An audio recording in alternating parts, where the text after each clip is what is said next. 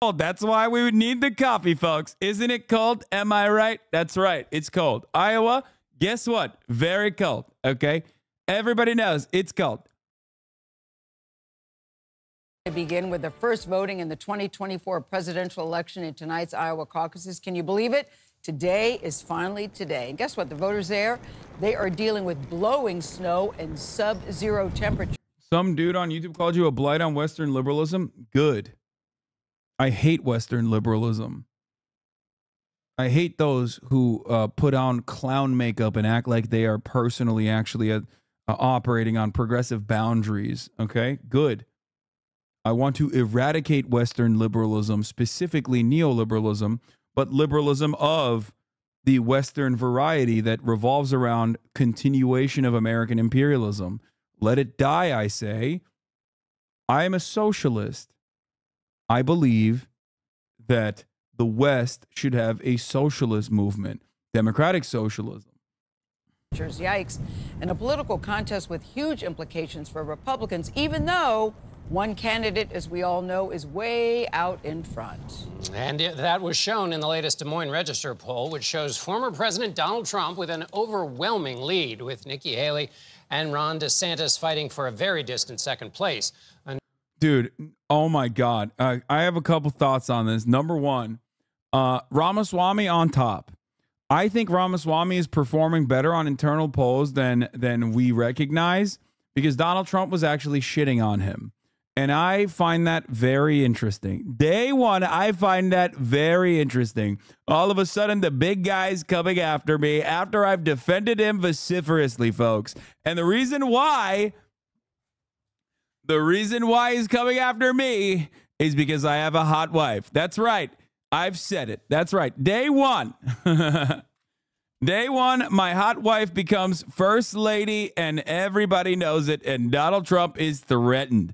Donald Trump, who I love bigly, who is one of the greatest presidents of all time, is afraid of my throat surgeon, throat goat wife. That's right. Way hotter than Melania, and he's afraid of it.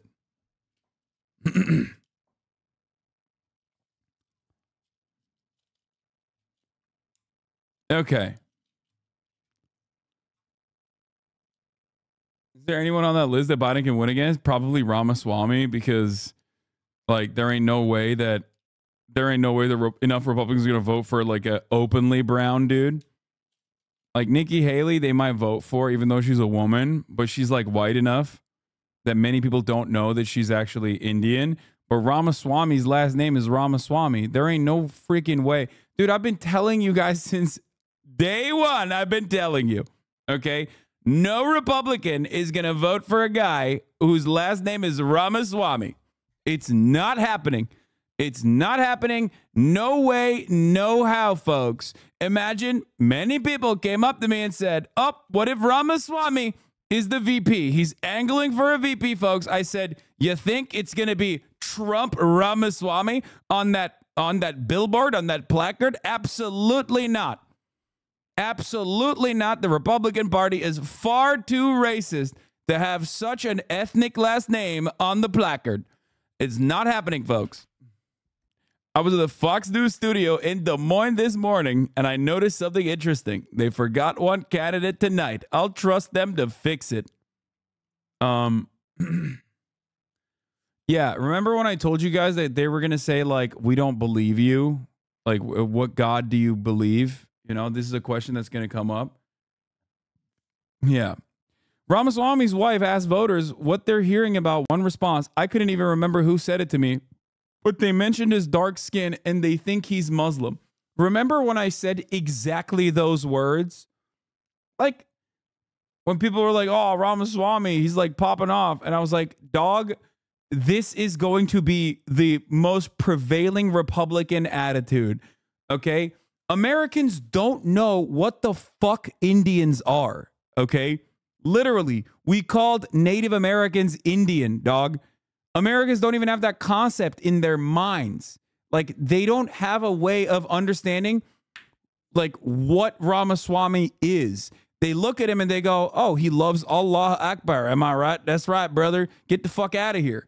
They think he's a terrorist. a Muslim terrorist. They have no way of knowing that, like, he's actually Indian and hates Muslims, right? Like, they don't know that. They don't get it. Another voter asks, how long have you been in the United States? Were you born here?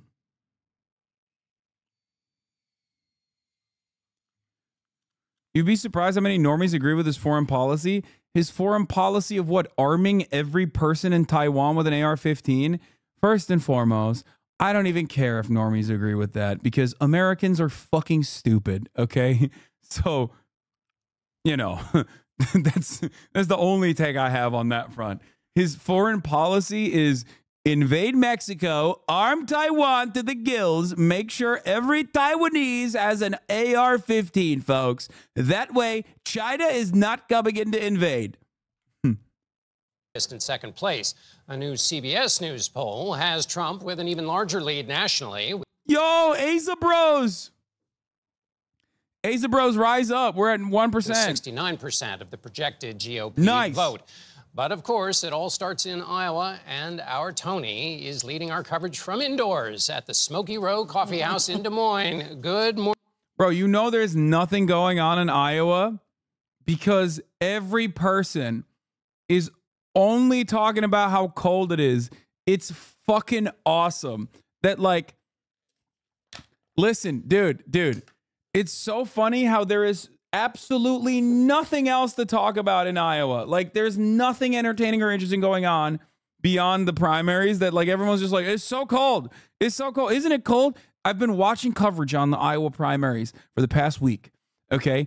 And the only thing people talk about is how cold it is and how that will impact the chances of, like, you know, maybe Trump supporters that won't want to go out and do caucus for Donald Trump because they think he's going to win. Like, it's hilarious. It is hilarious, dude. Morning, Smoky. And no, I do believe it's cold. I do believe it's cold. It's just like, but there's a primary happening. The fact that it's, like, incredibly cold should not be the leading point of conversation. There's just culturally nothing else about Iowa that you can talk about that they're just like, it's cold. It's cold. It's so cold. It's so cold. It's freezing out there, folks. Tony. Hey, good morning, guys. It is so unbelievably cold here. Negative 16 as I woke up, but we do have a hot cup of coffee from Smoky Row. We appreciate that. And we're excited. The first actual votes of 2024, they are finally here. All it took was a full year of campaigning and more than $90 million in ads just in Iowa. So listen, I spent the last 2 weekends talking to voters here. And I got to say, people are excited, but they are also worried, they are anxious, and they are well aware that this is not a normal election.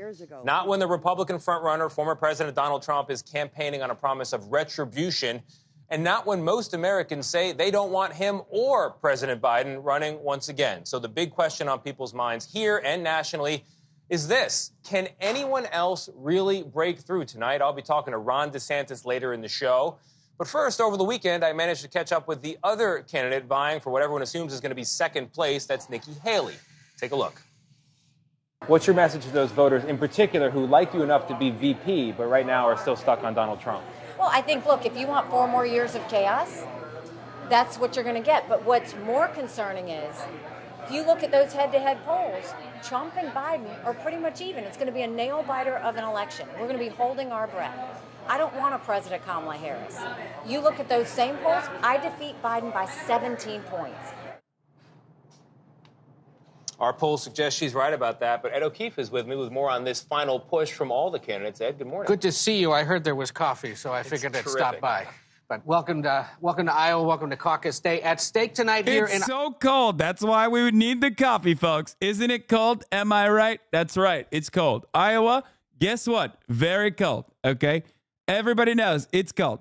Iowa, the first 40 of 2,400. Yeah, try living in Los Angeles, as a chatter correctly said. Oh, you think Iowa's cold? Try living in Los Angeles when it's literally 59 degrees, okay? You don't know. You don't know what cold is until you experience how cold Los Angeles is when it's 59 degrees.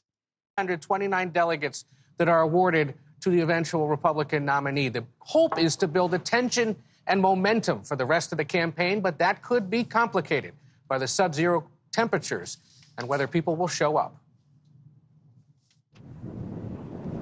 Amid record cold temperatures, Iowans came out for one last chance to see Republican presidential candidates before the caucuses Monday night. I'm so excited about y'all being here in spite of the cold. Brave the weather and go out and save America. This is truly cold, but we're going to keep on going.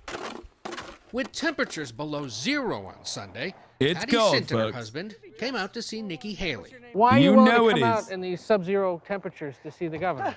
Because we are undecided. The frozen temperatures forced former President Donald Trump to scrap most of his weekend schedule. He spent Sunday visiting firehouses and demanding supporters show up today. Wow.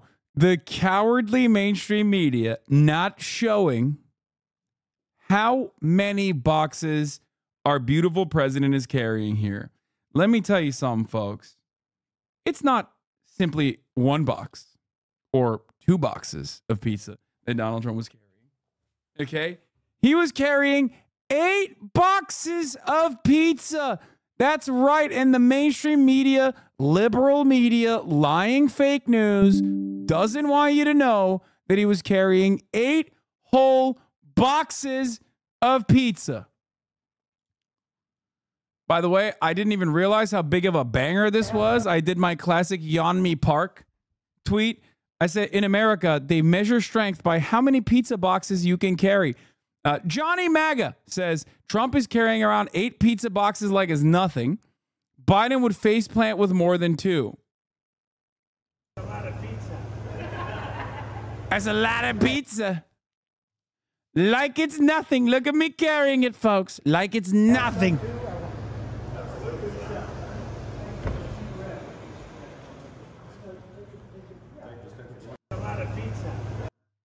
So ass Casey's ass pizza, bitch, it's Iowa. What do you mean?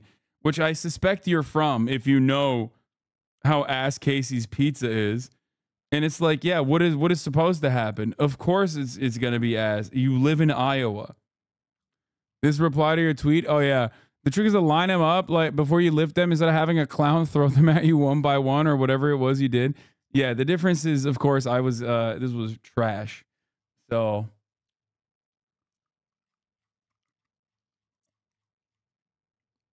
you know.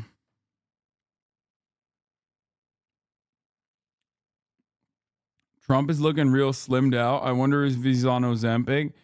I will not believe that he's on Ozempic. He would never do that to me. You were looking at your phone when they showed it. Go back 10 seconds. No, they didn't make a big show of it. This doesn't count. This doesn't count for showing our beautiful president. Okay? How dare you? Like, if they had any honesty, any integrity, they wouldn't just simply, glance on this. They would talk about how difficult it is to carry 8 boxes and then also explain how Donald Trump carries 8 boxes like a boss, whereas Joe Biden would faceplant at 2.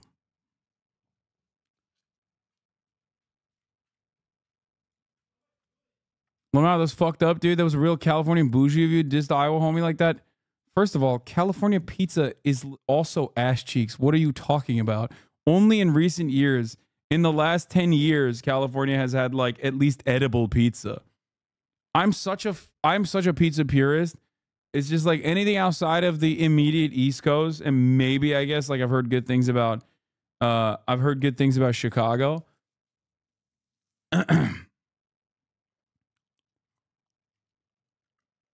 Like, it has absolutely nothing to do with me being bougie. It's pretty ironic coming from you. You're always telling chat to lift weights instead of lifting books and their IQ. It's a valid presidential comparison. Exactly. String Speak. Thank you for the 5 gifted subs. Can we have some predictions on points? It's a caucus, so I don't know.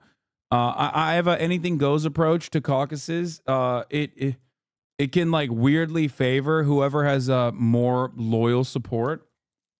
It does end up favoring the underdog in that situation sometimes, but honestly, Trump has more loyal support than anyone else, so he'll probably still bang it out. But I have a sneaking suspicion that something very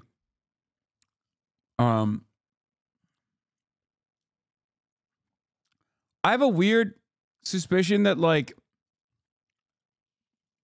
something unexpected is going to come out of this caucus. It won't matter in the grand scheme of things, but I do have this this opinion.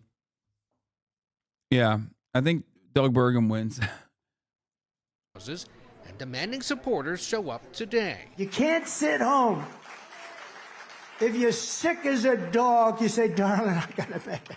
Even if you vote and then pass away, it's worth it, remember? That was awesome when he said, just go out and die. He said, go out and just like die at the polls, which I respect. That's cool to say. The Iowa Republican caucuses require mandatory in-person attendance. It's not going to be that many people in the grand scheme of things, so your vote matters. There are more than 1,600 individual caucuses held statewide. Only registered Republicans can participate. Newcomers are welcome, but must register with the GOP on site. This is our chance in Iowa to make a difference. Carla Succo is among the newcomers. A former independent, she registered Republican and plans to vote for Haley amid concerns about Trump. So for you, you're willing to come out in the bitter cold to stop Donald Trump, is what I'm hearing. Bro, I'm gonna die. Like, wait, you know she's a former Democratic Party voter. And she's doing this. She thinks Haley is better than Biden because Biden is historically unpopular, even within the Democratic Party. And Haley, on the other hand, has been presented in profoundly popular ways by CNN, MSNBC, and the like. And now, what are you doing? You're getting all those moderate liberals who otherwise would vote for the Democratic Party to go and vote for Nikki Haley because at least she's like, you know, coherent. Good job. Good job to the mainstream media for playing their role here, okay? I do feel like Haley is gonna pop off here. I do feel like she's gonna pop off here. We'll see what happens. Wait, so Haley would have won in the primaries, but she would beat Biden? Yes, polling shows that Nikki Haley has like 6 points on Biden or something. Where's the graphic? It was on my. Does anyone have the graphic from CNN? CBS polls over the weekend conducted showed that Biden matches up against Haley in the worst way. Haley claps Biden by like 6 or 7 points or something like that. At 53% to Biden's like 46%, something along those lines. I can't remember the exact numbers. Trump also still defeats Biden currently 48 to 50%, but Trump's margins are the lowest in comparison to Ron DeSantis and Nikki Haley.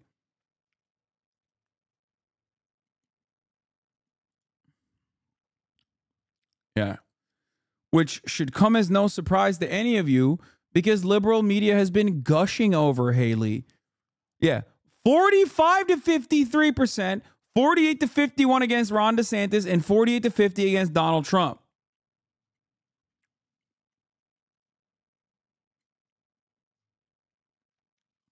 Now, this is a year out.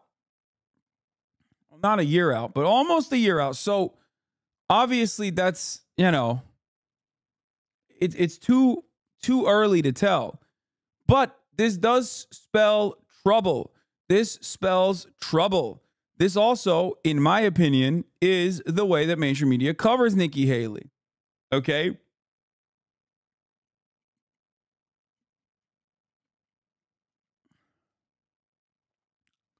I feel like polls showed similar Biden losing, it being a tight race. These numbers are too fresh. No, Biden has been shown to underperform against all of the Republican candidates for a while now.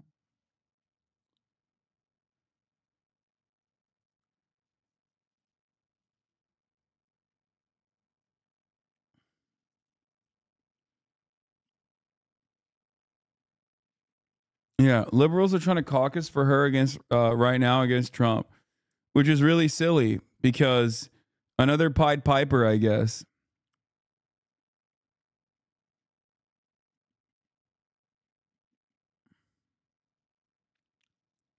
Do you think the Electoral College will let Trump win? I know both libs and cons capitulate to him, but he's a loss a lot. What? He's financial probability? What are you talking about? Wall Street Journal had Haley over Biden by 17 points. No shot. Oh, that was 4 days ago. Behind Nikki Haley's 17-point lead over Biden in Wall Street Journal polling. That's crazy. I mean, if you want to understand why that's happening, it's because she literally targets. Okay, here's a couple things. Number one. There are 2 buckets for Donald Trump. We're going to do all of this in a second. We're going to open up all these. It's caucus time. Number one. The only group that votes are in the United States of America are suburban moderates and rural small business tyrants and like fascist freaks, and some urban, obviously the urban populations as well, but the group of individuals that go out and vote is getting smaller and smaller across the board as far as like their demographics goes. Obviously the number changes and swings wildly year over year. This past election cycle, the past general election cycle, saw the most amount of voters go out and vote because of mail-in ballots. But the thing is, like, the types of people that are voting get smaller. So if you're just trying to target those people, okay, then yeah, Biden's campaigning is very specific, very deliberate, trying to get the moderate, liberal, former Republican Party voters who are just disgusted by Donald Trump to go out and vote. And he's actually gotten decent results. Okay, he's gotten decent results on that front. He's been able to capture the white, educated voter base that have a that make a lot of money. He's able to chip away at that and taking that away from the Republican base of support. So that's correct. That has happened already. The problem is, yeah, the Hitlerite suburb white people are still Hitlerite suburbians. And in order to get them excited at the prospect of voting for you, you have to, land on the side of a lot of Hitlerite suburban policies. And that's going to chip away at your base of support from the youth and also other former Democratic Party strongholds in different states, like the brown voting bloc, the Hispanic voting bloc, or even, for example, the Muslim voters in Michigan. So we'll see what happens. We'll see what happens. Are you voting for on this caucus? Who are you voting for on this caucus? I got my cock on and I'm ready to rock on, baby. It's time. It's time. We're back. We're back, dude. Primaries are back. Election mania is back. Top of the hour. Ad breaks back. Locked and loaded. Get your fucking subscriptions in. If you don't want interruptions at the top of the hour, here's a 3-minute ad break now. I'm ready to cock and roll. Does that change after tonight? Because they are much more concerned about Nikki Haley than they are with Ron DeSantis at this point, based on what the numbers look like, and also based on what state is coming next. New Hampshire, where Nikki Haley has been doing better than Ron DeSantis obviously has there. He has not really campaigned there near as much as she has. And what Trump world is hoping for is that this race for second place continues after tonight, because they believe that that is actually going to benefit him going forward. And their concern is if Nikki Haley does do well tonight, if Ron DeSantis is a third, if this is the end of his campaign, that then it consolidates Nikki Haley as the clear Trump alternative going into New Hampshire. And they don't want to see that. They want to keep up this fight between Ron DeSantis and Nikki Haley as Trump emerges as the clear frontrunner. And what is the makeup, too, of Trump's coalition? The funniest copium I've seen from every single outlet has been, well, if Donald Trump gets less than 50%, that's a failure. Okay? No, it's not. It's still a dub. Shut the fuck up. Okay? And 2, that Nikki Haley is going to win big if she gets in second place. No, that means she's fucking second place, dog. That's it. Okay? Like, people are so ridiculous about this. It's especially silly because it's a caucus and it's not a real demonstration of like popular voting. Obviously, it benefits Bernie Sanders, so I was a big fan of the caucus process, and I still am a big fan of the caucus process, despite the fact that it's not like a pure Democratic process, even though it, like I said, it favors whoever has the more vocal, whoever has the more vocal, more passionate supporters. So, you know, why is this so weird? It's just weird, man. I don't know. It's just like it's odd that they're still using this structure. Would DeSantis dropping and suddenly supporting Haley make it a lot harder for Trump eventually? Guys, the base is with Trump. He has the incumbent advantage. You're moving the needle like 4 points. Ron DeSantis has already lost everything to Nikki Haley. If I'm Ron DeSantis, I'm so mad at Nikki Haley. Throughout the course of the next week, he's going to go back and forth from South. He's dumped millions of dollars into this race. Ron DeSantis has personally dumped gazillions of dollars into Iowa. And the fact that Nikki Haley is clapping his cheeks right now is insane. It is an astronomical L for Rhonda. Voters, and so it'll be interesting to see if he's able to win here, what that might say about what's going to happen in the rest of the state tonight. Tom? Priscilla, you know, I'm really happy you're there because you're... Hasan, I don't know how to tell you this, but Trump isn't the incumbent. Oh, yeah?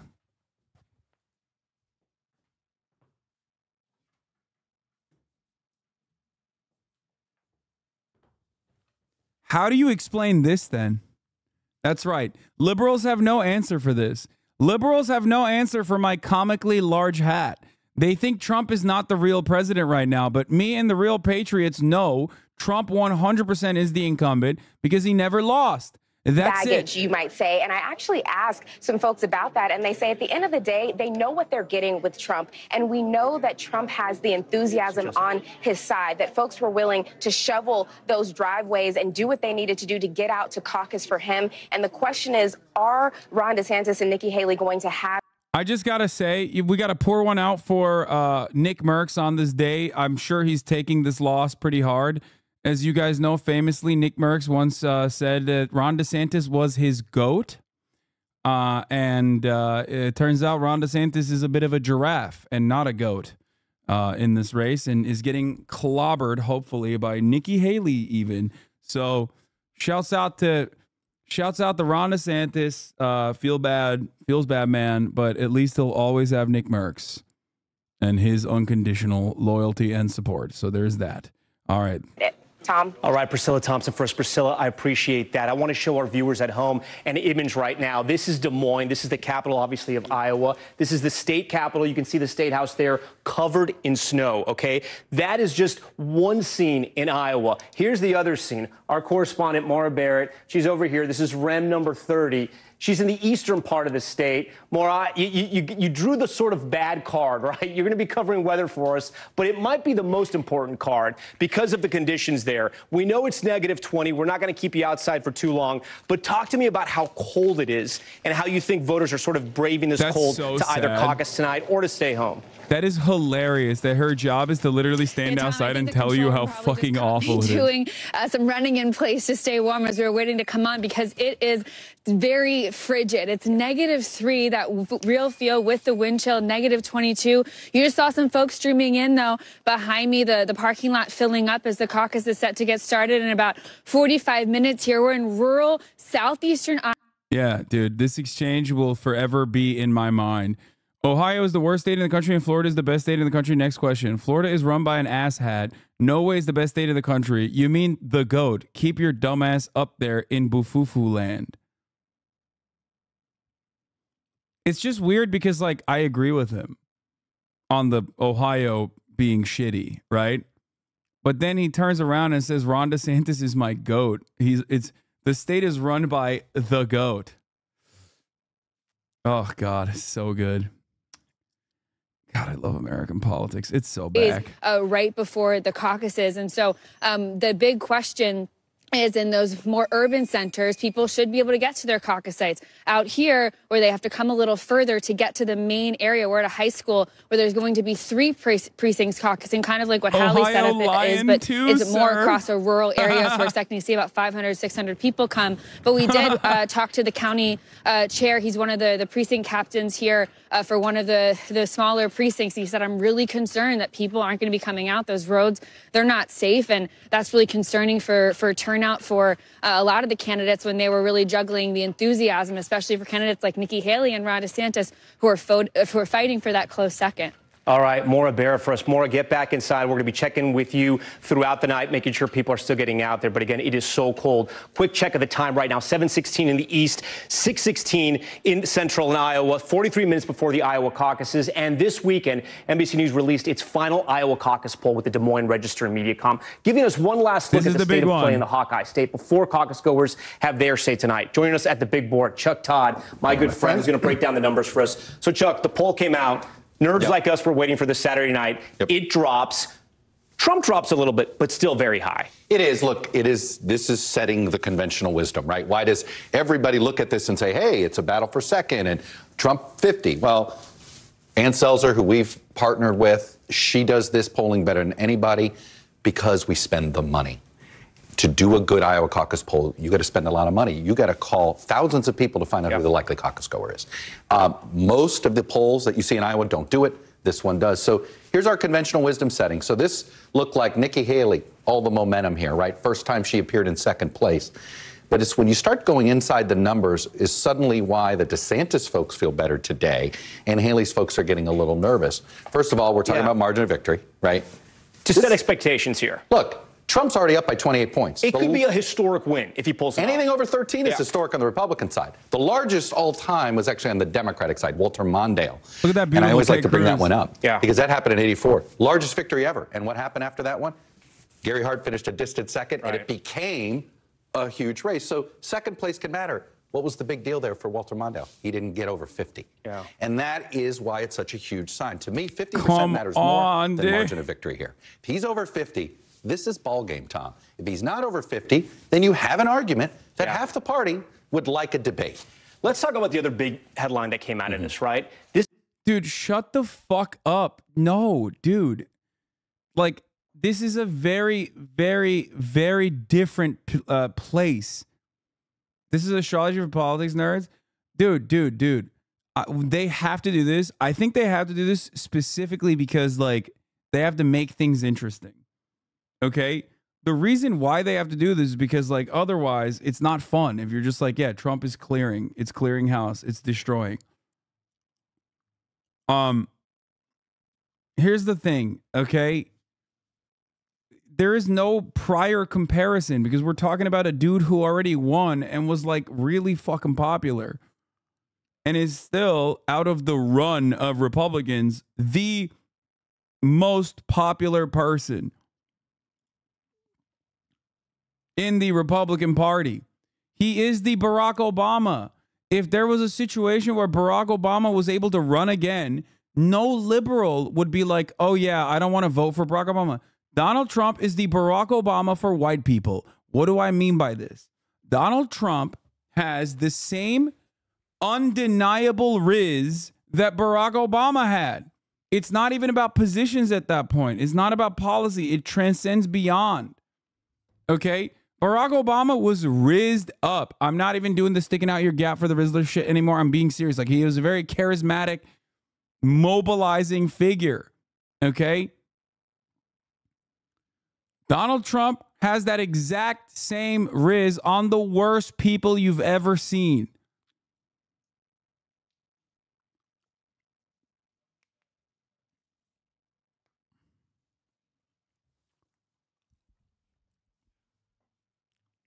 Hearing your 2020 talking points is super nostalgic. Yeah, I mean, we're back in that on that front. There's no way that you can capture the essence. You cannot capture the Obama style essence in the Democratic Party. Many try to do and fail to do so. Pete Buttigieg, okay? And you can't capture the Trumpian essence, especially while Trump is still running. Very much alive. Okay? I can't believe you just compared Trump to Obama. That's crazy. Yes, I am making this comparison because Trump is a unique once-in-a-lifetime style candidate for reactionary Republicans in the same way that Obama was a unique once-in-a-lifetime candidate for Democrats. Okay? So when people try to capture that essence without recognizing how much charisma plays a role in that, okay, they fail. They fail to comprehend the larger picture here. That is precisely the reason why DeSantis is the Pete Buttigieg here, and ironically performing worse in Iowa than Pete did. But